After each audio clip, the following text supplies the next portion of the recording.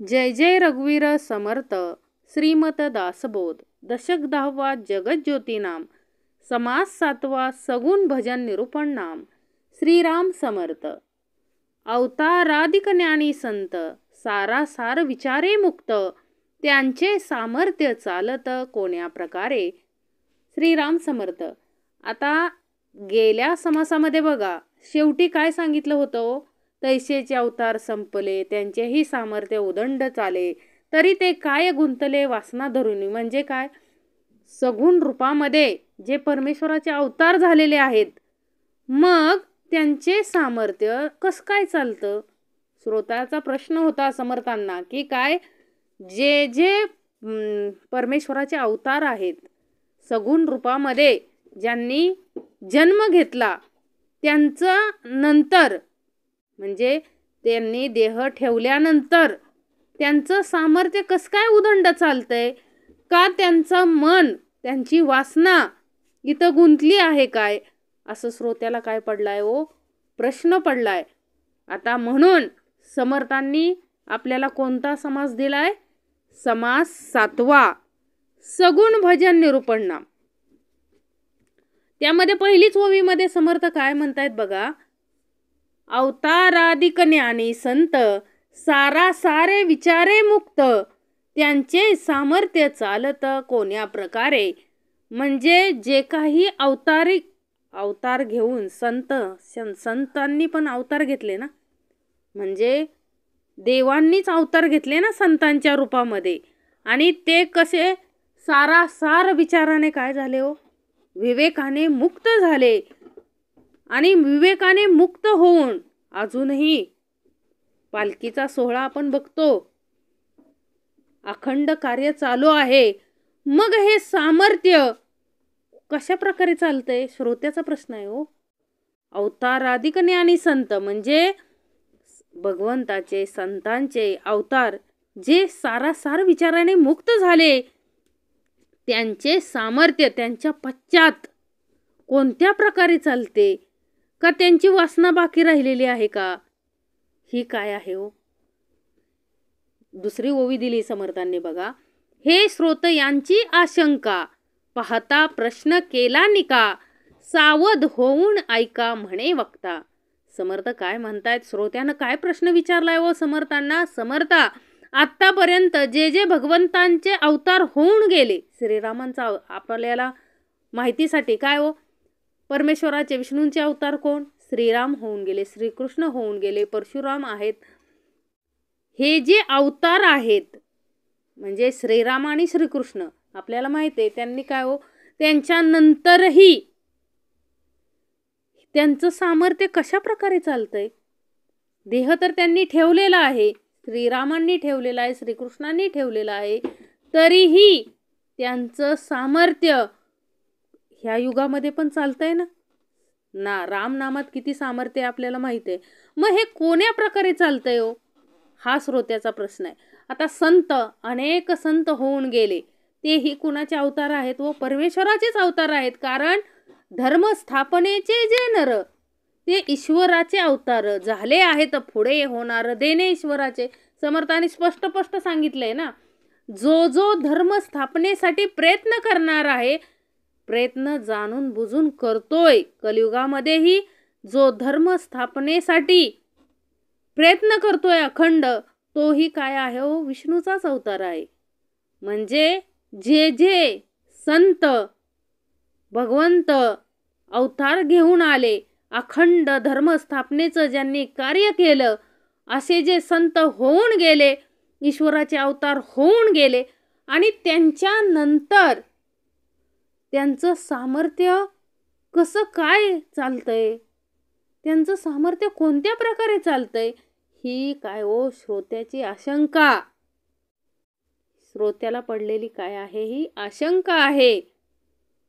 आणि म्हणून समर्थ काय म्हणतात, श्रोत्याला पडलेली आशंका आहे, त्याचं उत्तर समर्थ द्यायला आलेत ना आपल्याला. सगुण भजन निरूपण नाम म्हणून तर दिलंय ना, नावच दिलंय समासाचं सगुण भजन निरूपण नाम. म्हणून समर्थ काय म्हणतायत, श्रोती सावध होऊन ऐका, मी उत्तर देण्यासाठीच आलेलो आहे. आणि तुम्ही काय करा हे सावध होऊन ऐका. ज्ञानी मुक्त होऊन गेले, मागे त्यांचे सामर्थ्य झाले, परंतु ते नाही आले वासना धरुणी. ज्ञानी मुक्त होऊन गेले. काय सांगितलंय हो? की ज्ञानी तर मुक्त होऊन जातात आणि पाठीमागे त्यांचे सामर्थ्य राहत असते, परंतु ते काय वासना धरून येत नाही. समर्थ काय म्हणतात की ज्ञानी पुरुष देह सोडून जातात, मुक्त होतात, परंतु त्यांचं सामर्थ्य शिल्लक राहतं. म्हणजे त्यांचं सामर्थ्य म्हणजे त्यांची वासना नव्हे. समर्थ काय म्हणतात, ती वासना नव्हे, ते सामर्थ्य आहे. कारण अवतारी महापुरुषांचे सामर्थ्य त्यांच्या पाठीमागं पण चालतं, आपलं नाही चालत. कोणाचं चालतं? जे परमेश्वर अवतार घेऊन आलेले आहेत, त्यांनी देह जरी ठेवला तरी त्यांच्या नंतर देखील त्यांचं काय चालतं हो? अखंड सामर्थ्य चालतं, परंतु त्याला वासना म्हणता येत नाही. वासना धरून येतात म्हणून असं म्हणू शकत नाही आपण, कारण ते कोण आहेत? तो धर्मस्थापनेचे नर आहेत आणि ते काय आहेत? ईश्वराचे अवतार आहेत. ते देह सोडून जातात त्यावेळेस त्यांचं सामर्थ्य मागं राहतं, परंतु आपण त्याला वासना म्हणू शकत नाही, म्हणायचंच नाही समर्थ म्हणतात. कारण का हो? ते अवतारी परमेश्वराचे अवतार आहेत, ते त्यांचं सामर्थ्य निश्चित राहणार आहे. आपण गेलो तर आपलं सामर्थ्य राहतं का हो? नाही राहत, कारण आपल्यात एवढं सामर्थ्य नाहीये. हे कुणाच्यात सामर्थ्य आहे अखंड? त्या एका परमेश्वराच्यात तेवढं सामर्थ्य आहे. लोकास होतो चमत्कार, लोक मानती साचार, परंतु याचा विचार पाहिला पाहिजे. लोकांस होतो चमत्कार. चमत्कार होतात ना लोकांना, तर त्यांचा काय होतो? चमत्कार प्रत्ययच येतो आणि ते लोक काय हो? खरं मानतात. पण ह्याचा नीट विचार केला पाहिजे. भाविकांना त्यांचे खरे म्हणजे त्यांना आलेले अनुभव खरे वाटतात. जिवंत असतानाही संतांचे किती चमत्कार काय हो लोकांमध्ये पसरतात ना. पण ह्या गोष्टींचा काय केला पाहिजे? विचार केला पाहिजे. का? समर्थ काय म्हणतात? लोकास होतो चमत्कार, लोक मानती साचार. लोकांना काय हो? चमत्कार घडलं की लगेच लोक पळतात तिकडे. हातचालाकी जरी केली तरी लोक काय करतात? विश्वास ठेवतात. परंतु अवतारी सिद्ध पुरुष जे आहेत, सर्व संतांनी मेलेल्या माणसाला सुद्धा जिवंत करण्याचं कार्य केले. प्रत्येक म्हणजे जे अवतार आहेत परमेश्वराचे, त्यांनी ही कार्य, एवढं सामर्थ्य त्यांच्याकडे होतं. मग हे लोकास होतो चमत्कार, आणि त्यांनी जरी देह ठेवला तरी चमत्कार प्रत्ययास येतात. काही लोकांना काय येतात? प्रत्ययास येतात. परंतु समर्थ काय म्हणतात? याचा पण विचार काय केला पाहिजे? श्रोती, विचारपूर्वक विचार केला पाहिजे. कोणत्याही अज्ञानावरती विश्वास ठेवू नका. चमत्कार हा निश्चित चमत्कार असला पाहिजे. जीत असताने नो किती, जनामध्ये चमत्कार होती, ऐसी याची सद्य प्रचिती रोकडी पहावी. काय सांगितलंय? जिवंत असताना अहो अवतार पुरुषांनी देह ठेवल्यानंतरही आपल्याला त्यांचे चमत्कार अनुभवास येतात. मग ते जिवंत असताना ज्ञानेश्वर महाराजांनी भिंत चालवली ना, निर्जीव भिंत चालवली. म्हणजे हे चमत्कार संत असताना काय झाले हो? साक्षात घडले. याची रोकडी प्रचिती पहा समर्थ म्हणतात. कारण लोकांना कसं आहे हो? संतांनी जन्म घेतलाय, परमेश्वर आलाय, ह्याच्यावरती सहजासहजी विश्वास बसत नाही. त्याच्यासाठी त्यांना काय लागते हो? प्रचिती लागते, प्रचिती. आणि ते प्रचिती आल्याच्या नंतरच लोक काय ठेवतात? विश्वास ठेवतात. तोपर्यंत काय करत नाहीत? कोणावरच विश्वास ठेवत नाहीत. कारण आपला विश्वास कोणावरती?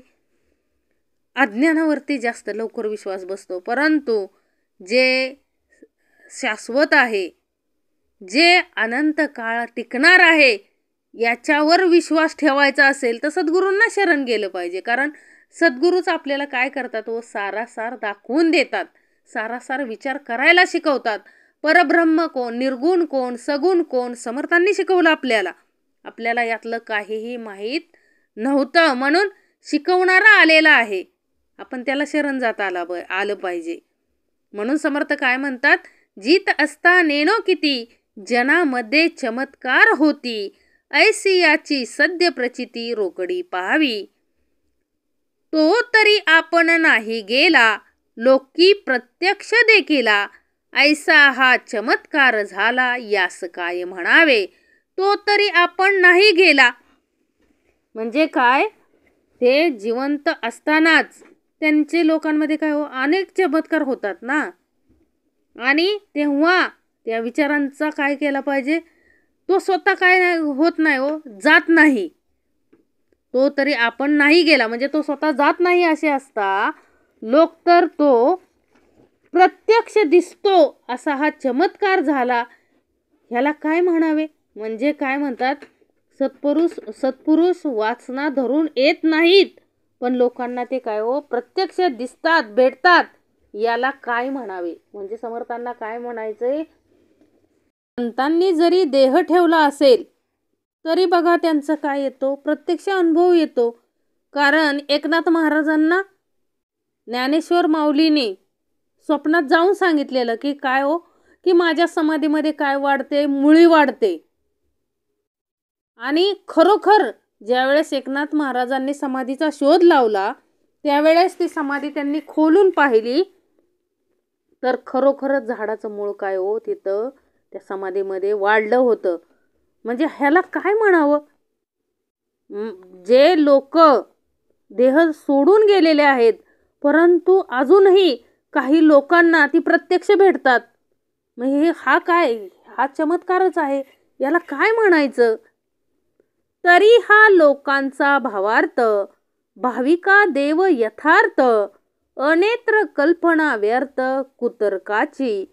काय सांगितलंय, तरी हा लोकांचा भावार्थ, तरी हा काय भाविक लोकांचा विश्वास. म्हणजे काय, ही लोकांची श्रद्धा होय. भाविकांना देव खराच वाटतो, बाकीच्या काय कुतर्काच्या कल्पना काय आहेत, व्यर्थ होत. त्याबद्दल व्यर्थ कुतर्क काढत बसण्यात काय नाही, अर्थ नाही. समर्थ काय म्हणतात, व्यर्थ कुतर्क काढण्यात, कुतर्क काढण्यात काय नाही अर्थ नाही ना. समर्थ काय म्हणतात की लोकांचा तसा काय आहे, भावार्थ आहे की देव आहे, संत आहेत. म्हणजे देह जरी त्यांनी ठेवलेला असेल तर ते आम्हाला भेटतात. हा काय भाविकांचा काय, म्हणजे हा त्यांचा भावार्थ आहे. आणि भावार्थामध्येच काय देव आहे. आपण म्हणतो ना, भावार्थ देखून देव भुलला. म्हणजे भाविकांचा भावार्थ देखूनच देव काय होतो, प्रसन्न होतो. मग भाविकांना देव खराच असतो. मग बाकीचा कुतर्क काढण्यात, म्हणजे बाकीच्या कल्पना करण्यात, कुतर्क काढीत बसण्यास समर्थ काय म्हणतात, काही अर्थ नाहीये. जे आहे ते आहे. तरी हा लोकांचा भावार्थ, भाविका देव यथार्थ, अनेत्र कल्पना व्यर्थ कुतर्काची. आवडे ते स्वप्नी देखिले, तरी काय तेथून आले, म्हणाल तेने आठविले, तरी द्रव्य का दिसे. आवडे ते स्वप्नी देखले, म्हणजे आपल्या आवडीच्या वस्तू आपल्याला काय दिसतात रात्री झोपलं की स्वप्नात दिसतात. म्हणून काय ते देव पाठवतो का. म्हणून आपण असं म्हणतो का की मला ही वस्तू खूप आवडते म्हणून मला देवाने स्वप्नात पाठवली, असं आपण म्हणू शकत नाही. कारण मनुष्याला ते काय त्यांनी ते स्मरण केलेलं असतं दिवसभर, आणि स्मरण केल्यामुळे प्रत्यक्षात मला भेटलेला आहे असं त्यांना त्या स्वप्नामध्ये काय होतो, त्याचा आभास होतो. म्हणजे ज्या पदार्थाची आवड असते तो स्वप्नात दिसतो, तर तो काय आपली जागा सोडून आला का, त्याने आठवण केली म्हणून दिसला असे म्हणाल, तर प्रत्यक्ष पदार्थ का दिसावा. म्हणजे आपल्याला काय वाटतं की बाबा पदार्थ का दिसावा, मग डायरेक्ट मला जे आवडतंय तो पदार्थच कसा दिसला. पण अरे तू काय करत होता, घोकत होता ना दिवसभर. मला हे पाहिजे. एखाद्यानं दिवसभर मला सोन्याचं गाठोडं भेटलं, सोन्याचं गाठोडं भेटलं असं काय केलं, दिवसभर घोकला, तर त्याला ते स्वप्न पडणार आहे ना. म्हणून स्वप्न पडलं म्हणून त्यानं म्हणायचं का की मला देवाने पाठवलं हे? कारण देव नाही पाठवत आहे, हे तो कोण पाठवत असतं? आपली स्मरणशक्ती पाठवत असते. एवम आपली कल्पना स्वप्नी येती पदार्थ नाना, परी ते पदार्थ चालतीना अथवा आठवू नाही. काय सांगितलं इथं? एवम आपली कल्पना. हे जे पदार्थ अनेक बघा वस्तू पदार्थ आपल्या स्वप्नामध्ये येतात, परंतु ते काय होतात? आपली कल्पना असते हो नुसती. ते काय प्रत्यक्षात आहे का? प्रत्यक्षात नाहीये ना. कारण स्वप्नामध्ये जे पदार्थ येतात ते पदार्थांनी कधी भूक भागली का? नाही भागू शकत. कारण ते पदार्थ काय हो, नुसती कल्पना आहे आपली. आणि ते पदार्थ चालतही नाहीत किंवा त्यांची आठवणही नसते. म्हणजे हे सारे काय आहेत हो? कल्पनेचे खेळ आहेत. आणि कल्पनेमुळेच स्वप्नात अनेक पदार्थ दिसतात, पण पदार्थ कोठून चालून येत नाहीत किंवा त्यांची आठवण असतेच असं नाही. लक्षात घ्या, जे स्वप्नात दिसतं तो आपला काय आहे हो? निव्वळ भ्रम आहे, कल्पना आहे आपली. की काय हो, दिवसभरात जी वस्तू आवडते अखंड आपण कुठं ठेवत असतो आंतरिक, की मला ही वस्तू आवडते, मला ती वस्तू आवडते. आणि अखंड काय चाललेलं असतं आपलं? अखंड चाललेलं असतं की हा पदार्थ मला आवडतो. अहो, जे आपण दिवसभर घोकतो, मुलं बघा चावळतात, झोपीमध्ये काय करतात? चावळतात. मग चावळलं म्हणून ते खरं आहे का? कारण दिवसभर जे ते खेळलेले असतात तेच कल्पना आहे ना त्यांची. ती बघा, मारू नको मारू नको असं ओरडतात रात्रीचं, अरे मारू नको, अरे मारू नको. कारण का हो? दिवसभर त्यांनी ते खेळ खेळलेला असतो आणि तर रात्री पण त्यांच्या मनामध्ये ती काय चाललेली असते? कल्पना चाललेली असते. परंतु ते काय खरं आहे का? ते सर्व काय आहे? स्वप्नच आहे ना. स्वप्न हे कसं आहे? मिथ्या.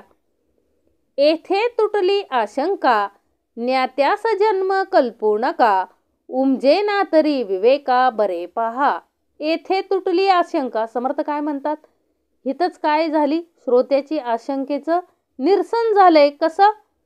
कारण ज्ञात्याला काय आहे हो? जन्म आहे अशी कल्पना समर्थ काय म्हणतात? करूच नका. कारण ज्ञात्याला काय नाहीये हो? जन्मच नाहीये. ज्ञाता हा काय आहे? मुक्त आहे. आपल्याला समर्थ अखंड सांगत आहेत की काय हो? ज्ञानी कसं आहेत? मुक्त होऊन जातात. ते पुन्हा परत येत नाहीत, परंतु त्यांचं सामर्थ्य अखंड असतं. म्हणून समर्थ काय म्हणतात की हे सर्व काय? येथे तुटली आशंका. इथं शंका फिटली.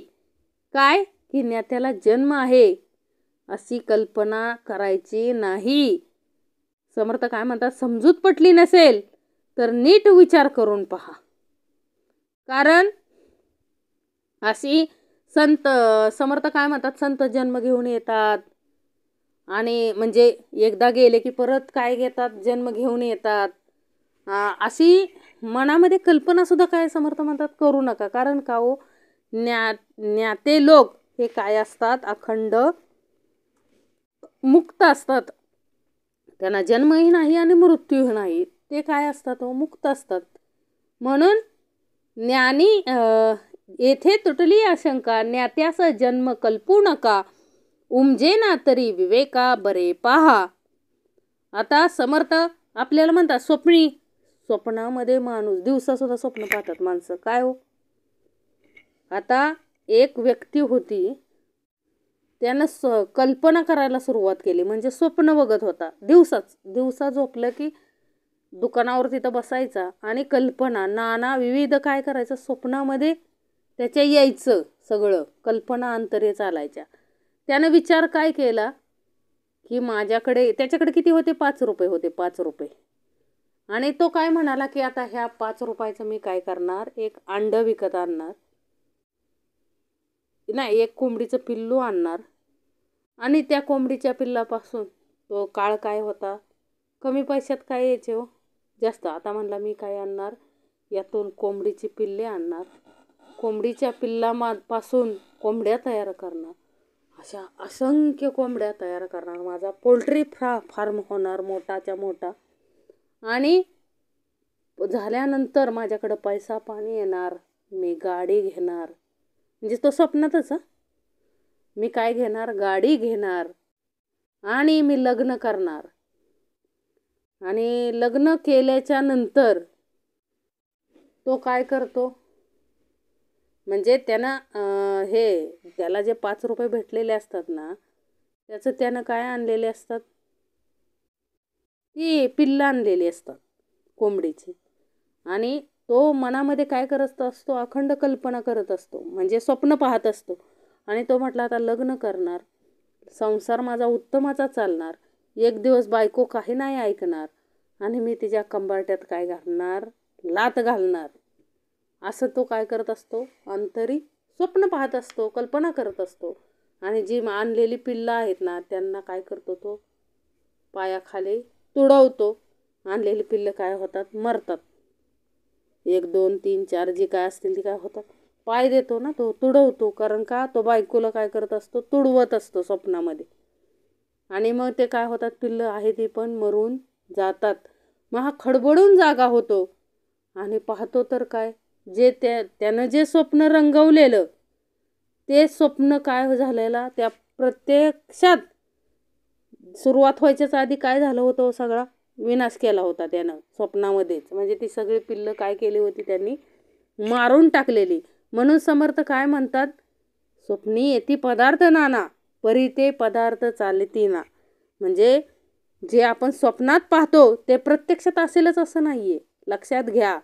म्हणजे स्वप्नात जे आपल्याला दिसतं ते प्रत्यक्षात असल असं नाहीये. म्हणून समर्थ काय म्हणतात की बाबांनो, जे ज्ञानी लोक आहेत ते जन्म घेऊन येतात असं आपण म्हणायचंच नाही. कारण का हो, ज्ञानी हे मुक्त असतात, जन्मापासूनच मुक्त असतात. आणि ज्ञानी मुक्त होऊन गेले, त्यांचे सामर्थ्य उगेची चाले, का जे पुण्य मार्गे चालिले म्हणून या. आता काय म्हणतात बघा, समर्थ ज्ञानी मुक्त होऊन गेले. ज्ञानी लोक काय झाले हो, मुक्त होऊन गेले. आणि म्हणजे कशामुळे मुक्त होऊन गेले, त्यांची इच्छा नसते, म्हणजे ते पुण्यमार्गाने चालल्यामुळे का, त्यांचे सामर्थ्य त्यांच्या मागे सहजच चालते. हे कशामुळं घडतंय, त्यांची इच्छा नसते का जन्म घेण्याची, असा काय पडलाय, प्रश्न पडलाय. म्हणजे ज्ञानी मुक्त होऊन गेले, त्यांचे सामर्थ्य उगेची चाले, का जे पुण्य मार्गे चालले म्हणून या. म्हणजे जे ज्ञानी पुरुष आहेत त्यांचं सामर्थ्य कशाच्या जीवावर चालतंय हो, असा प्रश्न आहे ना हा. की बाबा आपण म्हणतो की काय हो, अखंड बघा पंढरीची वारी, पंढरपूरला अखंड दिंड्या येत असतात बघा. आपण जून जुलै महिन्यामध्ये बघतो की पंढरपूरवर म्हणजे आळंदी देहूवरून काय येतात तो, संत तुकारामांची पालखी येते, संत ज्ञानेश्वरांची पालखी आळंदीवरून येते, संत तुकारामांची पालखी देहूवरून येते. आणि अखंड हा परमार्थ कधीपासून चाललाय हो, हा जी वारी आहे पंढरीची वारी, ह्याचा इतिहास खूप मोठा आहे. म्हणजे ज्ञानेश्वर महाराज असण्याच्या अगोदरपासून काय आहे, ही पंढरीची वारी अखंडपणे चालूच आहे. आणि अजूनही काय होते, चालूच आहे ना. मग हे सामर्थ्य कसं काय, हे सामर्थ्य कुठलं, आपण म्हणतो ना की आता ज्ञानेश्वर महाराज, संत तुकाराम महाराज म्हणजे देह सोडून गेलेली माणसं आहेत, संत आहेत. मग त्यांचं सामर्थ्य कसं काय चालतं, आपल्याला असं वाटतं का त्यांनी पुण्य अखंड, त्यांचं जिवंत असताना अखंड त्यांनी काय केलंय, पुण्य केलंय, त्याच्यामुळं का असं चालतंय. आपल्याला प्रश्न पडतो ना की अरे एवढी मोठी वारी, पंढरपूरची वारी, अखंड 15 दिवस काय असतात तो, अखंड माणसं चालत असतात. आणि सर्व काही त्यांना काय मिळत असतं वारीमध्ये? अखंड कुणीही उपाशी राहत नाही. मग हे सामर्थ्य कोणाचं? त्या संतांचं सामर्थ्य आहे ना. मग हे सामर्थ्य कशामुळे त्यांना प्राप्त झालं? का तर त्यांनी काय केलंय हो? अखंड पुण्य मार्गानेच काय केलं? त्यांनी जीवन आपलं व्यतीत केलं, धर्माचरण केलं. त्याच्यामुळं का हे सामर्थ्य निर्माण झालं? असं श्रोत्यांना काय पडते? आशंका पडते. आपल्याला प्रश्न पडतात की का हो? कारण संत परंपरा कशी हो? अखंड सन्मार्गाने जाणारी, धर्माचं आचरण करणारी, सत्य मार्गावर चालणारी. त्यांनी कधीही काय धरला नाही हो? वाईट मार्ग धरलेला नाहीये. मग अखंड हे असं काय हो? चालणारी. मग ते कशावर चालतात? पुण्यमार्ग. म्हणजे या कारणे पुण्यमार्गे चालावे. भजन म्हणजे समर्थ काय म्हणतात? ज्ञानी मुक्त होऊन गेले. ज्ञानी लोक, जे संत, परमेश्वराचे अवतार, ते सर्व काय होते? ज्ञानी होते आणि ते मुक्त होऊन गेले. आणि ते मुक्त होऊन सुद्धा त्यांच्या पाठीमागं अखंड त्यांचं सामर्थ्य काय होतंय हो? अजून चालू आहे. लक्षात घ्या, अजूनही त्यांचं सामर्थ्य अखंड चालू आहे. कशामुळे? तर त्यांनी अखंड आपलं जीवन पुण्यमार्गाने व्यतीत केलं. लक्षात घ्या, समर्थांना काय सांगायचंय की अखंड संतांनी, परमेश्वराच्या अवतारांनी अखंड आपलं जीवन, श्रीरामांनी, श्रीकृष्णांनी, संत ज्ञानेश्वर, असे अनेक संत आहेत आपल्याला तोंडात. संत नामदेव आहेत, संत म्हणजे अखंड संत गोरा कुंभारा आहेत, संत चोखामेळा आहे, संत सावतामाळे आहे. असे अखंड संत कितीतरी संत आहेत. ते काय होऊन गेले? मुक्त होऊन गेले. तरीही त्यांच्या पाठीमागं त्यांचं नुसतं स्मरण केलं तरी लोकांना काय मिळतं व सामर्थ्य मिळतं. हे कशामुळं? तर ते अखंड काय हो? त्यांनी अखंड आपलं जीवन कशात व्यतीत केलेलं आहे? पुण्यमार्गाने. अखंड पुण्य केलं जीवनामध्ये, म्हणून त्यांचं सामर्थ्य चालतंय. हे समर्थांना आपल्याला सांगायचंय. म्हणून आता पुढं समर्थ आपल्याला काय सांगतायत ते बघा. या कारणे पुण्यमार्गे चालावे, भजन देवाचे वाढवावे, न्याय सांडून न जावे अन्याय मार्गे. या कारणे पुण्यमार्गे चालावे. म्हणून समर्थ काय म्हणतात? यासाठी काय करा? आपणही काय हो? पुण्यमार्गानं चालावं. म्हणजे आपलंही सामर्थ्य पाठीमागं राहावं असं वाटत असेल, आपण मुक्त व्हावं. अहो, निदान आपण मुक्त व्हावं आणि आपलं सामर्थ्यही असं, आपण जर अखंड आपलं जीवन पुण्यमार्गाने व्यतीत केलं तर आपल्याकडंही त्या संतांचं सामर्थ्य निर्माण होऊ शकतं. एवढी खात्री आपल्याला समर्थ देत आहेत. लक्षात घ्या, या ओवीत समर्थांनी काय सांगितलंय? या कारणे पुण्यमार्गे चालावे, भजन देवाचे वाढवावे, न्याय सांडून न जावे अन्याय मार्गे. म्हणजे समर्थांना काय सांगायचंय? बाबांनो, तुम्हालाही जर वाटत असेल की आम्हालाही मोक्ष प्राप्त व्हावा, आम्हालाही तसं सामर्थ्य प्राप्त व्हावं, तर यासाठी काय करायचं? समर्थ सांगतायत की बाबांनो, अखंड काय करा? पुण्यमार्गाने चाला. आणि भजन म्हणजे देवाचं जी काय भजन आहे, उपासना आहे, ती काय करायची? वाढवायची. वाढवायची म्हणजे काय हो? अखंड काय ते घेऊनच बसायचंय का? अखंड घेऊनच बसायचंय का हो? अंतरी नामस्मरण करायचं. अंतरी काय करायचंय? त्या परमेश्वराच्या आचरणाचं पालन करायचंय, आज्ञेचं पालन करायचं, आचरण ठेवायचंय त्या परमेश्वराचं, देवाचरण करायचंय. म्हणजे काय होतंय? आपोआप आपल्याकडे ते काय होतात? गुण निर्माण होतात. म्हणून न्याय नीतीने चालावे. समर्थ काय म्हणतात? देवाचे भजन वाढवावे व न्याय नीतीने चालावे. न्याय सोडून अन्यायाच्या मार्गाने कधी जायचं नाही. कारण का हो? आपल्याला माहित आहे, जो धर्माला सोडून गेला, जो धर्माला सोडून गेला. आता आपण महाभारतामध्ये पाहतो काय की कर्ण अशी व्यक्ती होती, अखंड काय केलं? अखंड दान कर्म केलं, परंतु साथ कुणाला दिली? इथं काय सांगायचंय समर्थांना, या कारणे पुण्यमार्गे चालावे, भजन देवाचे वाढवावे, न्याय सांडून न जावे अन्याय मार्गे. त्यानं काय केलं? अखंड दान पुण्य केलं, बरोबर आहे, परंतु अखंड साथ कुणाला दिली? अन्यायाला. दुर्योधन काय करत होता? व अखंड अन्यायच करत होता ना, अधर्मच करत होता. तरीही माहीत असून कळत असून त्याला सारासार विवेक बुद्धी दिलेली होती परमेश्वराने. कोणाला? कर्णाला.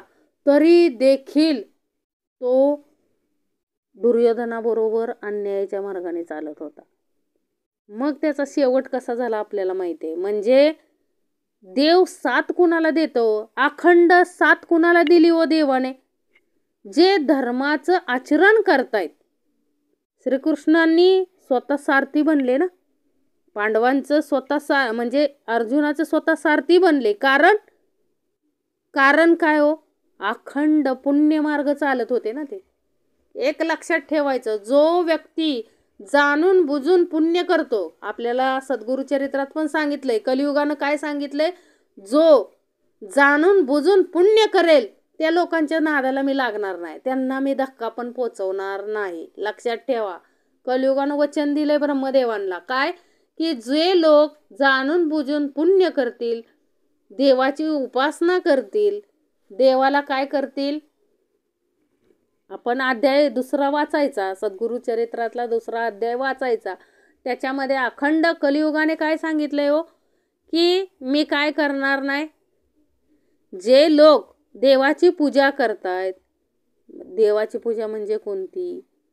मंगल आचरण, देवाचं जे आचरण करतायत, पुण्य मार्गे राहटावे. म्हणजे काय? जे पुण्य मार्गाने जातायत त्या लोकांना मी हातही लावणार नाही, त्यांचं काय वाकडं करू शकत नाही मी, असं कलियुगाने सांगितले. पण जरा का विषय वासनेकडे जे जात आहेत, लगेच त्यांना काय घेणार तो कलियुग? त्यात ओढून घेणार आणि त्याचं जीवन काय करणार हो? संपून टाकणार.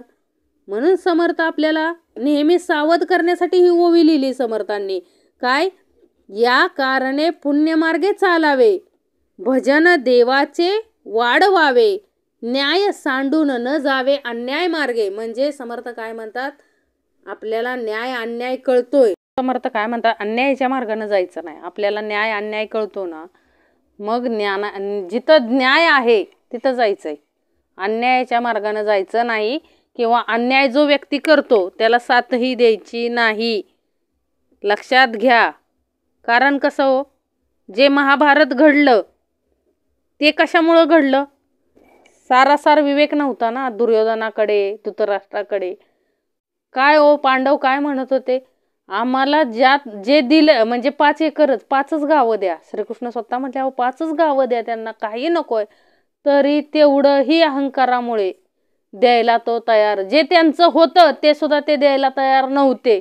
म्हणून महाभारत घडलं. मग अन्याय, समर्थ काय म्हणतात की कर्णाचा विनाश कशामुळे झाला? अन्यायाची साथ दिल्यामुळे. लक्षात घ्या, एवढं सामर्थ्य असून सुद्धा त्याचा विनाश झाला, अधोगतीला जाण्याची वेळ आली. कशामुळे? तर फक्त काय हो, अन्यायाची साथ दिल्यामुळे. म्हणून समर्थ काय म्हणतात, या कारणे पुण्यमार्गे चालावे. यासाठीच काय करायचंय, पुण्यमार्गानं चालायचंय. अखंड पुण्य जिथं असेल, पुण्यमार्ग जो असेल त्या मार्गानं चालायचंय. आपण म्हणतो बघा, पुण्य करायला गेलं तरी पाप घडतं. काही वेळेस काय होतं हो, आपण पुण्य करायला गेलो तरी पाप घडतं. कसं? तर आता बघा, दारामध्ये भिकारी येतात, आपण काय करतो, पैशाच्या रूपामध्ये एकाने काय केलं, पैशाच्या रूपामध्ये त्याला दान केलं आणि त्या व्यक्तीनं काय केलं, घरी जाऊन पिऊन गेला तो व्यक्ती. आणि जी पत्नी होती तिला काय मारलं. मग त्या पत्नीनं शाप दिला, कुणी मेल्याने जे पैसे दिलेले का नाही, म्हणजे कुणी जो असेल त्यानं पैसे दिलेले त्याला माझा शाप लागेल. म्हणजे तो व्यक्ती काय हो, ज्याने पैसे दिलेले त्यांनी काय विचार करून दिलेला की पुण्य लाभेल, परंतु काय लाभलं हो त्यांना? पापच लाभलं. म्हणून समर्थ काय म्हणतात, सारासार विचार करून चालायचंय आणि भजन देवाचं काय करायचंय, वाढवायचंय. न्याय सांडून म्हणजे न्याय सोडून अन्यायाच्या मार्गाला कधीही जायचं नाही. नाना पुरच्चरणे करावी, नाना तीर्थाटने फिरावी, नाना सामर्थ्ये वाढवावी वैराग्य बळे. समर्थ काय म्हणतायत, नाना काय करावी, पुरच्चरणे करावी. म्हणजे काय, अनेक पुरच्चरणे करावी, अनेक तीर्थयात्रा कराव्यात. अशा प्रकारे वैराग्याच्या बळाने काय करावं, अनेक मार्गानं काय करावं, आपलं सामर्थ्य वाढवावं. समर्थ काय म्हणतात, वैराग्य घ्यायचंय हो, विवेकाचं वैराग्य घ्यायचंय. अंतरी जर आपल्या विवेकाचं वैराग्य आलं तर आपण काय साहजिकच पुण्य मार्गाने चालणार आहे. म्हणून समर्थ काय म्हणतात, यासाठी तीर्थाला जाण्याविषयी समर्थांचं दुमत नाही. पण काय करा, विवेकासहित जा.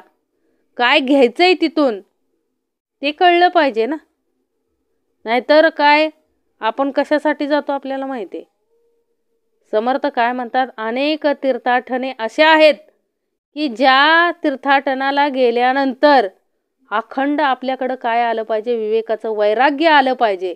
आणि विवेकाचं वैराग्य आल्यामुळे अखंड काय होणार आहे, आपल्याकडे सामर्थ्य निर्माण होणार आहे. मग त्याच्यासाठी आहे आपल्याला जिथं देवाचं जन्मस्थान आहेत तिथं गेलो की अखंड आपल्याकडं काय येणार आहे, विवेकाचं वैराग्य येणार आहे. म्हणजे समर्थ म्हणतात, अनेक पुरच्चरणे करा, अनेक तीर्थाटने करा, परंतु विवेक जागृत असू द्या. अज्ञान म्हणजे अज्ञानातून करू नका. ज्ञानातून जसं तंतुकाला नेलेलं ना समर्थांनी, श्रीशैल्य पर्वतावर नेलेलं क्षणभरात, म्हणजे तंतिकास नेलेलं. परंतु समर्थ काय म्हणतात, त्या पद्धतीनं माझं तीर्थाटन करण्याला काय नाही, विरोध नाही, परंतु कसा करा, विवेकाने करा. विवेक जागृत झाला पाहिजे. प्रत्येक ठिकाणी तुम्हाला काय झालं पाहिजे, विवेक जागृत झाला पाहिजे. त्या परमेश्वराची जाणीव निर्माण झाली पाहिजे. आपल्या देवाचं भजन वाढलं पाहिजे आपल्याकडून. असं आपल्याकडं काय वाढलं पाहिजे, वैराग्य बळ वाढलं पाहिजे. आणि त्या वैराग्य बळातूनच आपल्याकडं काय निर्माण होणार आहे, सामर्थ्य. नाना सामर्थ्य आपल्याकडं वाढवायचेत. ही कशातून येणार आहेत, समर्थ म्हणतात, आणि अखंड विवेक वैराग्यातून हे सगळं येणार आहे.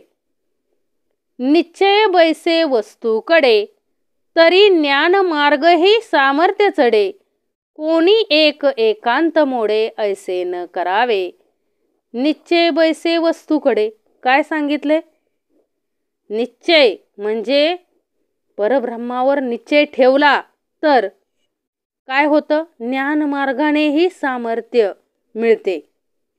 पण स्वरूप स्थितीचा झालेला निश्चय ढळेल असं काही करायचं नाहीये. म्हणजे समर्थ काय म्हणतात, सस्वरूपी स्थिरता प्राप्त झाली तर ज्ञान मार्गानेही काय होतं, सस्वरूपी काय निर्माण झाली पाहिजे, स्थिरता निर्माण झाली पाहिजे. तर आपल्याला काय मिळणार आहे, अखंड सामर्थ्य वाढतं. आपलं ज्ञान मार्गानेही काय होतं, सामर्थ्य वाढतं. मन अशासाठी एकांत भंग पावेल असंही काय करू नका, असं समर्थ म्हणतायत. काय बघा, समर्थ काय म्हणतायत बघा, निश्चय बैसे वस्तूकडे, तरी ज्ञान मार्गे ही सामर्थ्य चढे, कोणी एक एकांत मोडे ऐसे न करावे. समर्थ काय म्हणतात, एखाद्या आपल्यावर विश्वास असेल, परब्रह्मावरती सद्गुरु वचनावरती आपल्या जर विश्वास असेल तर ज्ञान मार्गानेही काय होतं, अखंड सामर्थ्य वाढतं. ज्ञानमार्गाने पण काय होतं, अखंड सामर्थ्य वाढतं. आणि आपला जर विश्वासच नसेल तर आपण ही करू नये. समर्थ काय म्हणतात, एकांत मोडू नये. म्हणजे कोणाचा तरी काय होऊ नये, कोणाच्या तरी भंग होऊ नये, परमार्थात भंग होऊ नये असं तरी आपलं काय नसावं, आचरण नसावं. म्हणजे समर्थांना इथं काय सांगायचंय, बाबा तो यासाठी सामर्थ्य मिळवण्यासाठी आपला काय पाहिजे, दृढ विश्वास पाहिजे. त्या परब्रह्मावरती काय पाहिजे, दृढ विश्वास. आपला जर त्या परब्रह्मावरती दृढ विश्वास असेल तर ज्ञान मार्गानं देखील आपल्याकडे खूप मोठं सामर्थ्य येतं. म्हणजे ज्ञान मार्ग हा पण काय आहे, श्रेष्ठ मार्ग आहे. त्यानेही आपल्याला काय मिळतं? सामर्थ्य येतं. एक गुरु एक देव, कोठे तरी असावा भाव, भावार्थ नसता वाव सर्व काही. एक गुरु एक देव. समर्थ काय म्हणतात? एकीकडे गुरु, एकीकडे देव. म्हणजे समर्थ काय म्हणतात? आपला कुठंतरी सद्गुरूंवर, देवावरती कुठंतरी आपला काय पाहिजे? व विश्वास पाहिजे. कुठेतरी एकावरती काय पाहिजे? विश्वास पाहिजे, भावार्थ पाहिजे. आणि भाव नसेल, विश्वास नसेल आपला सद्गुरूंवरती, देवावरती जर विश्वास नसेल, आपला भाव नसेल, तर जे काय आपण सगळं करतोय ते सगळं काय आहे? हो सगळं व्यर्थ आहे. समर्थ काय म्हणतात? एक तर सद्गुरू करा, एक तर देवाला शरण जा. म्हणजे कुठंतरी भावार्थ, भाव जो आहे आपला अंतरीचा, तो कुठंतरी स्थिर असला पाहिजे हो. नाहीतर आपण बघा असं होऊ नये. काय होतं? एक व्यक्ती जहाजामध्ये चाललेली असते आणि नदी पार करत असते आणि एकदम काय होतं की वादळ सुटतं आणि ती कोलमडायला लागते. सगळे जहाज काय होतं? कोलमडायला लागतं. तसे ती व्यक्ती काय म्हणते? श्री गणेशा धाव. आता श्री गणेश निघालेच, तेवढ्यात ती व्यक्ती म्हणते विठ्ठला धाव. श्री गणेश म्हणतात विठ्ठल जातील. मग लगेच तुळजाभवानी धाव. म्हणजे अखंड ज्योतिबा धाव, खंडोबा धाव. त्यानं काय केली? 10-15 देवांची नावं घेतली. आता देव एकामेकांना प्रश्न पडला की जायचं कुणी? त्याला वाचवायला जायचं कुणी? तो सगळ्यालाच बोलवतोय. या ह्याच्यामध्ये तो काय होतो? बुडून जातो. लक्षात घ्या. म्हणजे समर्थांना इथं काय सांगायचंय? एकावरती निष्ठा स्थिर असावी. एकावरती काय पाहिजे? निष्ठा पाहिजे. एकतर सद्गुरूंवरती किंवा देवावरती आपला जो भावार्थ आहे, म्हणजे आपला जो भाव आहे तो दृढ असावा. आपला जो विश्वास आहे, भाव आहे, तो काय असावा? दृढ असावा. जर आपला विश्वास नसेल, सद्गुरू वचनावरती आपला जर विश्वास नसेल, देवावरती आपला विश्वास नसेल, आपला भावार्थ जो काही आहे तो सगळं काय आहे? व्यर्थ आहे. समर्थ म्हणतात काहीही अर्थ नाही. त्या भावार्थ जर चांगला नसेल तर काही अर्थ नाही. निर्गुणी ज्ञान झाले, म्हणून सगुण अलक्ष केले, तरी ते ज्ञाते नागवले दोहीकडे. समर्थ काय म्हणतायत इथं? की बघा, निर्गुणाचं ज्ञान झालं म्हणून सगुणाला काय करतो? लगेचच दुर्लक्षित करतो. मग फजिती होते ना. ज्ञात्याची काय होते? म्हणजे फजितीच होते ना. कारण निर्गुणाचं जरी ज्ञान झालं तरी सगुणाला विसरून चालणार आहे का हो? कारण सगुणाचे नाही आधारे निर्गुण पाविजे निर्धारे. सगुणाचा आधार असल्याशिवाय आपण निर्गुणाला काय होऊ शकत नाही, निर्गुण आपल्याला भेटू शकत नाही. मग एकदा निर्गुण भेटला, निर्गुणाचं ज्ञान झालं म्हणून सगुणाला काय हो? दुर्लक्षित करून चालणार नाही. म्हणजे तरी ज्ञाते काय होतात? त्यांचं हे काय होतं? दुर्लक्ष होतं सगुणाकडे. मग असं होता कामा नये. नाही भक्ती नाही ज्ञान, मध्येच पैसावला अभिमान, म्हणून या जप ध्यान सांडोचे नये. नाही भक्ती नाही ज्ञान. काय सांगितलं हो? अशी स्थिती म्हणजे कशी? निर्गुण आणि सगुण. निर्गुण भेटलं म्हणून सगुणाला सोडून द्यायचं. अशी स्थिती म्हणजे धड भक्तीही नाही, धड ज्ञानही नाही. नुसता मध्येच काय हो? अभिमान माजतो. ह्यासाठी काय करायचे? समर्थ म्हणतात जप आणि ध्यान कधी सोडायचं नाही, उपासना कधी सोडायची नाही. म्हणजे निर्गुणाचं जरी ज्ञान झालं तरी सगुणाची उपासना कधी सोडायची नाही. हे समर्थांना सांगायचंय. यातून काय सांगायचंय?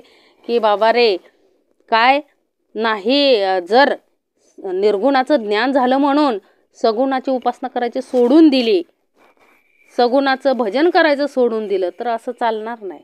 यासाठी मग असं जर केलं तर स्थिती कशी होईल हो? त्या धड भक्तीही नाही, धड ज्ञान नाही, आणि मध्येच काय पैसावला. बघा असं असतात बघा. ज्ञान थोडंसं ज्ञान झालं की काय होतो? त्यांच्याकडे अभिमान बळावतो.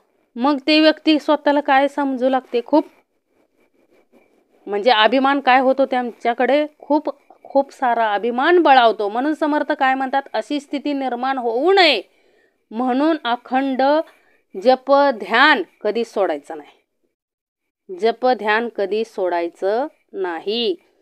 सांडील सगुण भजनासी तरी तो ज्ञाता परी अपेसी म्हणून या सगुण भजनासी सांडूच नये. म्हणून समर्थ काय म्हणतात की सगुण उपासना सोडील तर तो काय हो, ज्ञाता जरी असला तरी तो काय होईल हो, अपयशी. काय होईल असेल तो अपयशी असेल. यासाठी सगुण भजन कधी सोडायचं नाही. समर्थ काय म्हणतात, जरी तो ज्ञाता असेल, त्याला ज्ञान झालेलं असेल, तरीही त्यानं काय सोडायचं नाही हो, सगुण भजन सोडायचं नाही. कारण काय हो, त्याला अपयश येणार आहे. ज्ञाता असून सुद्धा तो अपयशी ज्ञाता ठरणार आहे. का हो, कारण त्यानं सगुण भजन सोडलेलं असतं. म्हणून समर्थ काय म्हणतात की कितीही ज्ञान प्राप्त झालं, कितीही निर्गुणाविषयी आपल्याला ज्ञान प्राप्त झालं, तरी सगुणाची उपासना काय करायची नाही, सोडायची नाही. शेवटपर्यंत, जोपर्यंत आपला देह आहे तोपर्यंत सगुणाची उपासना सोडायची नाही. कारण का हो, सगुणाचे नि आधारे निर्गुण पाविजे निर्धारे. निर्गुणाला जर आपल्याला भेटायचं असेल, निर्गुणाचं जर ज्ञान प्राप्त करून घ्यायचं असेल तर सगुणाची गरज आहे. आणि निर्गुण जरी प्राप्त झाला तरी जे सगुणाची जी उपासना आहे ती करायची, सोडायची नाही, हे समर्थांना सांगायचंय. सांडील सगुण भजनासी तरी तो ज्ञाता परी अपेसी म्हणून या सगुण भजनासी सांडोची नये. निष्काम बुद्धीची या भजना त्रैलोकी नाही तुळना समर्थे विन घडेना निष्काम भजन. काय सांगतायत समर्थ, निष्काम म्हणजे निष्काम बुद्धीने केलेल्या भजनाला, निष्काम भक्तीला त्रैलोक्यात दुसरी काय नाही हो, उपमा नाही. पण सामर्थ्य वाचून असे निष्काम भजन काय होत नाही, घडत नाही. पण निष्काम भक्ती फार मोठी. म्हणजे काय हो, निष्काम भजन घडणं एवढं सोपं आहे का? त्याच्यासाठी काय पाहिजे हो, पुण्य पाहिजे. पुण्य असल्याशिवाय, योग्यता असल्याशिवाय, आपली योग्यता असल्याशिवाय निष्काम भजन घडू शकत नाही आपल्याकडून. हे समर्थांना सांगायचंय काय की निष्काम बुद्धीच्या भजना त्रैलोकी नाही. जो निष्काम भजन करतो परमेश्वराचं, त्याची तुलना त्रैलोक्यात होऊ शकत नाही. आणि समर्थे विन घडेना निष्काम, समर्थांशिवाय, सद्गुरू परंपरेशिवाय आपल्याकडे ही निष्काम श्री सेवा येणं शक्य नाही. लक्षात घ्या. म्हणून समर्थ काय म्हणतात, समर्थे विन घडेना निष्काम भजन. समर्थांशिवाय म्हणजे सामर्थ्याशिवाय निष्काम भजन घडू शकत नाही. निष्काम भजन घडण्यासाठी काय पाहिजे हो, योग्यता पाहिजे, पुण्यही पाहिजे आपल्याकडं. पुण्याईशिवाय हा कार्यभाग घडत नाही. पुण्याईशिवाय हा कार्यभाग घडू शकत नाही. कामनेने फळ घडे निष्काम भजने भगवंत जोडे. फळ भगवंता कोणीकडे महदांतर. कामनेने फळ घडे. काय सांगितलंय, कामनेनं काय होतं, कामने एखादं काहीतरी मिळावं या हेतूने केलेले भजन, कामनेने केलेल्या भजनाला म्हणजे कामनेने केलेल्या भजनाने आपल्याला काय मिळतं, फळ मिळतं. आणि निष्कामतेने म्हणजे समर्थांना काय सांगायचंय, कामनेने फळ घडे. आता आपण एखादी इच्छा धरून परमेश्वराचं भजन केलं, उपासना केली तर आपली इच्छा पूर्ण होते बघा. आपल्या ज्या ज्या काही इच्छा आहेत त्या पूर्ण होतात. परंतु समर्थांना इथं काय सांगायचंय पुढं बघा, निष्काम भजने भगवंत जोडे. कामनेनं फळाची प्राप्ती होते, परंतु निष्काम भजनामुळे भगवंताची प्राप्ती होते. लक्षात घ्या. मग आपल्याला काय पाहिजे हो, ते आपलं आपण ठरवायचंय. फळ भगवंता कोणीकडे महदांतर म्हणजे फळ व भाग्यवान या दोन्हीमध्ये केवढे बरे मोठे अंतर आहे. म्हणजे भक्तीने आपण काय करायचं, निष्काम भजन जर केलं आपण तर सगळ्या कामना सुद्धा आपल्या पूर्ण होतात. लक्षात घ्या. आणि म्हणजे समर्थांना काय सांगायचं आहे, सकाम भक्तीने कामना पूर्ण होतात, पण निष्काम भक्तीने परमात्मा जोडतो, कामपूर्तता आणि भगवंत प्राप्ती. म्हणजे आपण जी इच्छापूर्ती करतो, इच्छापूर्ती, कामनापूर्ती आणि भगवंत प्राप्ती, ह्यामध्ये काय आहे हो, खूप मोठं अंतर आहे. म्हणजे कामनेने केलेली भक्ती ह्यानं आपल्या इच्छा पूर्ण होतात आणि निष्काम भावनेनं केलेली भक्ती यामुळे आपल्याला काय होते, भगवत प्राप्ती होते. म्हणून समर्थ काय म्हणतात, भगवत प्राप्ती आणि म्हणजे म्हणजे फळ, आपल्याला जे मिळालेलं फळ आहे, कामनेनं मिळालेलं जे फळ आहे आणि भगवत प्राप्ती, हे केवढं मोठं अंतर आहे हो, खूप मोठं अंतर आहे.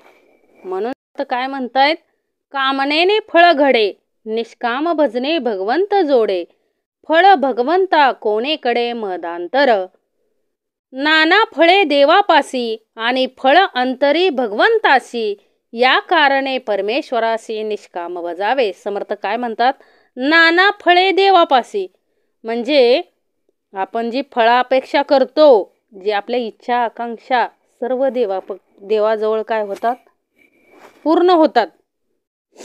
देवाजवळ अनेक फळे आहेत, पण फळाची आशा धरली आपण जर, नाना फळे देवापाशी आणि फळ अंतरी भगवंताशी, म्हणजे देवाजवळ अनेक फळे आहेत, अनेक काय आहेत, आपल्या इच्छा पूर्ण करण्याचं सामर्थ्य, परंतु त्या इच्छापूर्तीमध्ये, फळांच्या अपेक्षामध्ये आपण भगवंतापासून काय होतो, दुरावलो जातो. बरोबर ना, की आपण काय होतो, आपलं भगवंताकडे काय होतो, त्या फळ अपेक्षेमुळे फळाकडे नजर ठेवली आपण, म्हणजे देव काय मला देईल याच्याकडे जर आपण नजर ठेवली, तर आपल्याला देव काय होतो, भगवान काय होतो, देव परमेश्वर काय होतो, अंतरतात, आपल्याला दुरावतात. म्हणून समर्थ काय म्हणतात, निष्काम भक्तीने देवाला वश करून घ्यायचंय. कारण काय हो, निष्काम भजन आहे, देवाला काय करायचंय, या कारणे परमेश्वराशी निष्काम भजावे, निष्काम भक्ती करायची आपल्याला, निष्काम भावनेनं परमेश्वराचं भजन करायचंय. निष्काम भजनाचे फळ आगळे, सामर्थ्य चढे मर्यादे वेगळे, तेथे बापुडी फळे कोणीकडे, निष्काम भजनाचे फळ आगळे. निष्काम भजनाचं काय आहे हो, फळ विशेष आहे, आगळे अतिशय काय आहे, मोठं आहे. त्या योगानं असं काही अमर्याद सामर्थ्य प्राप्त होते की त्याच्या पुढं काय हो, बिचारी फळे काय होत. समर्थ काय म्हणतात, निष्काम भजनाचं फळ काय आहे, खूप निराळे. कारण का हो, निष्काम भजनानं काय प्राप्त होतो, अखंड परमेश्वराचीच प्राप्ती आहे ना, ते भगवंताची प्राप्ती आहे. आणि एकदा का ती भगवंताची आपल्याला प्राप्ती झाली तर त्याचं सामर्थ्य मर्यादा वेगळं आहे ना, त्याच्या सामर्थ्याची तुलना आहे का. म्हणजे निष्काम भजनाचं फळ अतिशय मोठं आहे. त्या योगानं असं आपल्याला असं काय अमर्याद सामर्थ्य प्राप्त होतं की त्याच्या पुढं आपल्याला जी काय फळ मिळतंय, ज्या काय आपल्या इच्छा काय शून्य आहेत हो, असं समर्थांना सांगा, जे काय आपल्या इच्छा पूर्ण होतात ना, ते काहीच नाही आहे. त्या निष्काम भजनाने जे सामर्थ्य मिळतंय, त्या सामर्थ्या पुढं आपल्या ज्या काही इच्छा आकांक्षा पूर्ण होतात, आपल्याला जी काही फळं मिळतात, ते काय आहे, त्याला काहीच अर्थ उरत नाही. हे समर्थांना सांगायचंय. निष्काम भजनाचे फळ आगळे, सामर्थ्य चढे मर्यादे वेगळे, तेथे बापुडी फळे कोणीकडे, भक्ते जे मनी धरावे, ते देवे आपणची करावे, ते वेगळे भावावे न लगे कदा. भक्ते जे मनी धरावे, म्हणजे भक्ताने जी जी गोष्ट मनात धरावी ती देव स्वतःच करतो. ते निराळी कल्पना करण्या, म्हणजे समर्थ काय म्हणतात, भक्ताने जी जी इच्छा धरली ते देव स्वतःच पूर्ण करतो. ते तर वेगळं भाव, म्हणजे वेगळा भावार्थ मांडण्याची, वेगळी कल्पना करण्याची गरजच पडत नाही. म्हणजे निराळी कल्पना करण्याचं काहीच कारण पडत नाही. म्हणजे समर्थांना काय सांगायचं इथं, निष्काम भक्ताच्या मनात, म्हणजे कोणत्याही अपेक्षाशिवाय केलेली भक्ती, अशा भक्ताच्या मनात जे जे येते ते देव तात्काळ काय करतो, आपणहून पुरे करतो. म्हणून निष्काम भजन करायचे. समर्थ काय म्हणतात, अखंड निष्काम भजन का करायचे? कारण त्या निष्काम भक्ताच्या मनात जे जे काही आहे, जे जे काही इच्छा निर्माण होतात, तो देव काय करतो, आपोआप पूर्ण करतो. असे भक्त व देव एकच असतात, त्यांच्यात दुजेपण नसते. हे समर्थांना सांगायचे. असे देव आणि भक्त काय असतात, एकच असतात, ते वेगळे नसतातच. त्यांना जे जे वाटतं, भक्ते जे मनी धरावे ते देवे आपण जे करावे, ते वेगळे भावावे न लगे कदा. म्हणजे निष्काम भावार्थाने जो भक्त भक्ती करतो त्याची चिंता अखंड देवाला असते. म्हणजे त्या भक्तात आणि देवात काय फरकच राहत नाही. अखंड तो त्याची काय करत असतो, इच्छेची पूर्ती करत असतो. दोन्ही सामर्थ्य एक होता, काळास नाटोपे सर्वता, तेथे इतरांची कोण कथा कीटकण्याये.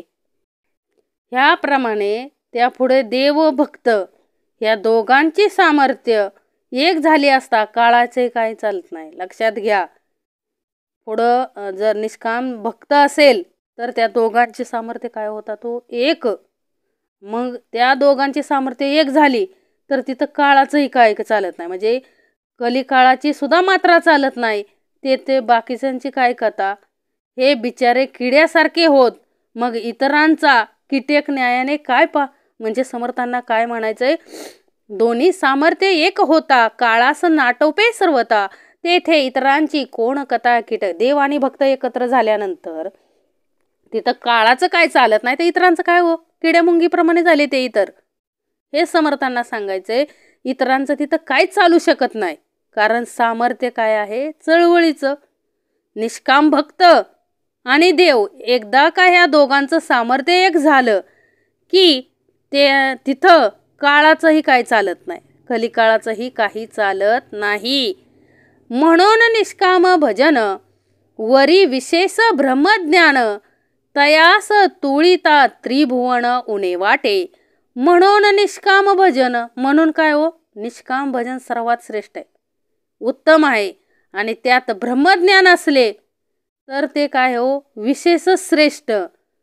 अशाच्या तुलनेला त्रिभुवन सुद्धा काय वाटतं हो, लहानच वाटतं. म्हणून निष्काम भक्ती व विमळ ब्रह्मज्ञान ही दोन्ही जिथं एकवटतात त्या पुढं काय हो, त्रैलोक्य काय होय, हीन होय. म्हणजे निष्काम भक्ती आणि विमळ ब्रह्मज्ञान ही जिथं एकवटतात दोन्ही, तिथं काय हो, सगळं त्रैलोक्य सुद्धा फिकं पडतंय, तिथं उणे वाटे. समर्थ इथं काय म्हणतात, म्हणून निष्काम भजन वरी विशेष ब्रह्मज्ञान, तयास तुळिता त्रिभुवन उणे वाटे. या निष्काम भजना आणि विशेष ब्रह्मज्ञान या दोन्हींच्या समोर हे त्रिभुवन सुद्धा काय वाटतंय हो, फिकं, म्हणजे ऊन वाटतंय. येथे बुद्धीचा प्रकाश आणिक न चढे विशेष, प्रताप कीर्ती आणि यश निरंतर. येथे बुद्धीचा प्रकाश, ह्या म्हणून समर्थ काय म्हणतात, त्यापुढे अचाट बुद्धीच्या पुरुषाचंही तेज काय पडतं, फिकं पडतं. यश कीर्ती व प्रताप तेथे काय करतात, निरंतर वास्तव्य करतात. व देव व भक्तांची काय होते हो, यश कीर्ती आणि सामर्थ्य जिथं एकत्र होतात. अशा म्हणजे आणखी वर्णन करायच, बुद्धीचं सामर्थ्य काय होते हो, अधिक चालत नाही. म्हणजे प्रताप कीर्ती यश ही त्या ठिकाणी काय असतात, सदोदित असतात, निरंतर असतात. म्हणजे येथे बुद्धीचा प्रकाश आणिक न चढे विशेष, प्रताप कीर्ती आणि यश निरंतर. म्हणजे तिथं काय असतात, ही तिघं यश कीर्ती आणि प्रताप निरंतर असतात. जिथं निष्काम भजन आहे आणि देव आहे तिथं यश कीर्ती आणि प्रताप. म्हणून निष्काम भजने काय करायचंय, परमेश्वराची भजन करायचंय. निरूपणाचा विचार आणि हरिकथेचा गजर, ते होती तत्पर प्राणी मात्र. काय सांगितलंय, निरूपणाचा गजर म्हणजे निरूपणाचा विचार.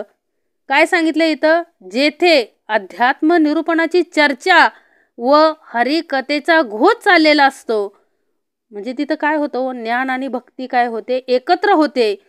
त्या ठिकाणी सर्व प्राणी काय असतात, वश होतात. म्हणजे समर्थांना काय सांगायचंय, जिथं निरूपण चालतं, जिथं हरिकथा चालते, तिथं सर्व तत्पर होतात. प्राणी मात्र काय होतात, तिथं तत्पर होतात, इतर ठिकाणी तत्पर होत नाहीत. जेथे भ्रष्टाचार घडेना तो परमार्थही दडेना, समाधान बिघडेना निश्चयाचे. जेथे भ्रष्टाचार घडेना, जिथं काय होत नाही हो, म्हणजे जिथं अध्यात्म निरूपण चाललंय, हरिकथा चाललंय, ज्या परमार्थात समर्थ काय म्हणतात, भ्रष्टाचार घडत नाही, तो परमार्थ लपत नाही. आपल्याला माहित आहे परमार्थ चाललाय, अखंड चाललाय बघा परमार्थ. अखंड काय हो, निर्गुणाची उपासना चालली, निष्काम श्री सेवा चालली. मग असं जिथं ज्या परमार्थात भ्रष्टाचार घडत नाही, तो परमार्थ लपून राहत नाही. आणि आत्मनिश्चयाचे समाधानही काय होत नाही, तिथं बिघडत नाही. अखंड काय मिळतं हो, श्रवणामध्ये आपल्याला समाधान मिळतं. म्हणजे हाच खरा परमार्थ आहे. लक्षात घ्या, ज्या परमार्थामध्ये भ्रष्टाचार होत नाही, घडत नाही, तो परमार्थ लपून राहत नाही. आणि अखंड त्या परमार्थामध्ये आत्मनिश्चयाचं समाधान प्राप्त होतं. लक्षात ठेवा, जेथे भ्रष्टाचार नाही म्हणजे जिथं भ्रष्टाचार नाही, तिथल्या परमार्थाचं तेज सर्वत्र असं पसरतं. म्हणजे विवेक समाधान खंड पावत नाही. त्या परमार्थामध्ये अखंड काय असतं व समाधान. सारासार विचार करणे, न्याय अन्याय अखंड पाहणे, बुद्धी भगवंताचे देणे पालटेना. सारासार विचार करणे, काय सांगितलंय हो, सारासार विचार करायचाय. न्याय अन्याय काय आहे ते अखंड पाहायचंय. बुद्धी काय आहे, भगवंताचं देणं आहे. लक्षात घ्या, आपल्याला देवानं सारासार विचार करायला शिकवलेलं आहे. न्याय अन्याय पाहायचा आहे. भगवंताने दिलेली बुद्धी पालटत नाही. आपण विषय वासनेमुळे पालटतो आपली बुद्धी. म्हणून समर्थ काय म्हणतात, सारासार विचार करायचा आहे, न्याय व अन्याय पाहायचा आहे. या विषयाची निश्चळ बुद्धी भगवंतच देतो. लक्षात घ्या, म्हणजे सारासार विवेकाची बुद्धी, न्याय नीतीची बुद्धी ही भगवंतानी द्यावी लागते. म्हणजे भगवान म्हणजे देव ही कोणाला देतो असली बुद्धी हो, अनन्य भक्ताला देतो. विवेकाची बुद्धी, सारासार विचार करण्याची बुद्धी, न्याय अन्याय करण्याची म्हणजे सारासार न्याय नीतीची बुद्धी कोणाला देतो, देवानं एकदा ती बुद्धी दिली की तो कधीही पालटत नाही. म्हणून ती बुद्धी, तशी बुद्धी देणं ही भगवंताच्याच हातात आहे हो. भगवंत कुणाला देतो, हे अनन्य भक्ताला देतो. भक्त भगवंती अनन्य, त्याशी बुद्धी देतो आपण, यदर्थी भगवत वचन सावध ऐका. भक्त भगवंती अनन्य, जो भक्त देवाशी भगवंताशी अनन्य असतो, अशा भक्तालाच देवाशी बुद्धी देतो. म्हणजे भक्त देवाच्या ठिकाणी अनन्य असला म्हणजे देव त्याला आपणहून योग्य बुद्धी देतो. लक्षात घ्या, समर्थ काय म्हणतात की जो भक्त परमेश्वराशी अनन्य असतो, त्या भक्ताला देव आपणहून अशी बुद्धी देतो. कशी, न्याय नीतीची आणि सारासार विचार करण्याची बुद्धी देव आपणहून त्या भक्ताला देत असतो. आता त्यासाठी श्लोक दिलेला आहे बघा. श्लोकार्ध, ददामी बुद्धी योगम तम येन मामुपयांती ते.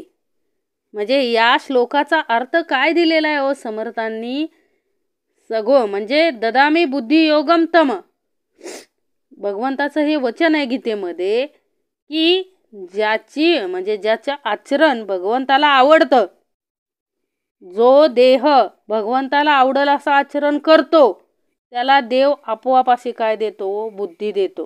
सारासार विचार करण्याची, न्याय नीतीची. आपण पाहिलेलं आहे पांडवांकडे काय होती हो, अखंड सारासार विचार बुद्धी होती, अखंड न्याय नीती होती. कारण का हो, त्यांचं आचरण देवाला आवडलं असं होतं. म्हणून अखंड देव त्यांच्या बरोबरच, सगुण रूपातच काय राहत होता देव, अखंड त्यांच्या बरोबरच राहत होता. म्हणजे त्यांचं काय होतं, तसं आचरण होतं. म्हणून सगुण भजन वरी विशेष ब्रह्मज्ञान, प्रत्ययाचे समाधान दुर्लभ जगी, म्हणून सगुण भजन. म्हणून काय सांगितलंय?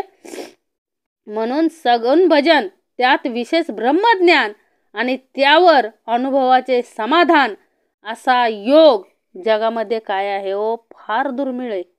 दुर्लभ जगी. दुर्लभ जगी म्हणजे काय? फार दुर्मिळ आहे. म्हणजे काय? निष्काम सगुण भक्ती व मुरलेलं ब्रह्मज्ञान या दोन्ही गोष्टी जेथे एकत्र असतात तेथेच काय हो? अनुभविक ज्ञान मिळतं. म्हणजे समर्थांना काय सांगायचंय?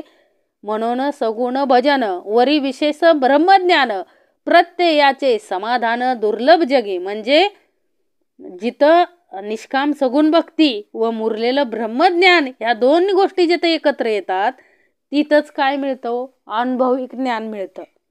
आणि आपल्याला जर चांगली बुद्धी पाहिजे असेल, म्हणजे न्याय नीतीची बुद्धी पाहिजे असेल, सारासार विचार करण्याची बुद्धी पाहिजे असेल, तर आपण तेवढं भगवंताला समर्पित केलं पाहिजे. आपण निष्काम भजन केलं पाहिजे हे समर्थांना सांगायचं. म्हणून समर्थ काय म्हणतात तो? निवेदनच काय मांडायचं आहे? आपण नेहमी अखंड निष्काम श्री सेवा दास्य भक्ती करून घ्यावी. समर्था आम्ही काय करणारातले नाही. आपण करणारातले आहोत का हो? आपण नेहमी काय हो? संसारातलं मागत बसतो.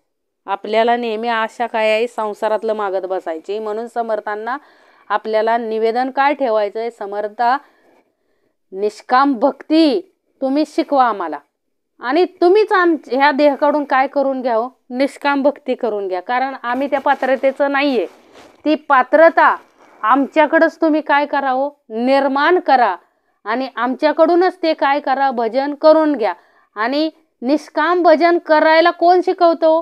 सद्गुरू परंपरा. म्हणून सद्गुरू परंपरेकडे जाता आलं पाहिजे. त्यांच्याकडंच आपण हे सगळं शिकू शकतो. काय? सद्गुरूंशिवाय हे आपल्याला कळणारच नाही. सगुण भजन काय, म्हणजे निष्काम सगुण भजन काय असतं, सारासार विचार बुद्धी काय असते, विशेष ब्रह्मज्ञान काय असतं, आणि प्रत्ययाचं समाधान काय असतं हे आपल्याला कधी कळणार आहे? ज्या वेळेस आपण काय करणार आहे? सद्गुरूंना शरण जाणार आहे त्यावेळेसच हे निष्काम भजन कळणार आहे आणि दास्यभक्ती कळणार आहे आपल्याला. नाहीतर अन्यथा आपल्याला कळणार नाही. आणि आपण निष्काम भजन केलं की देव आपोआप आपल्याला काय देणार आहे हो? सारासार विवेक बुद्धी, आणि काय देणार आहे? नीती न्यायानं वागायचं काय देणार आहे? सामर्थ्य देणार आहे, बुद्धी देणार आहे. म्हणून समर्थ काय म्हणतात? म्हणून सगुण भजन वरी विशेष ब्रह्मज्ञान प्रत्ययाचे समाधान दुर्लभ जगी. इति श्रीदास बोधे गुरु शिष्य संवादे सगुण भजन निरूपण नाम समास 7वा. जय जय रघुवीर समर्थ.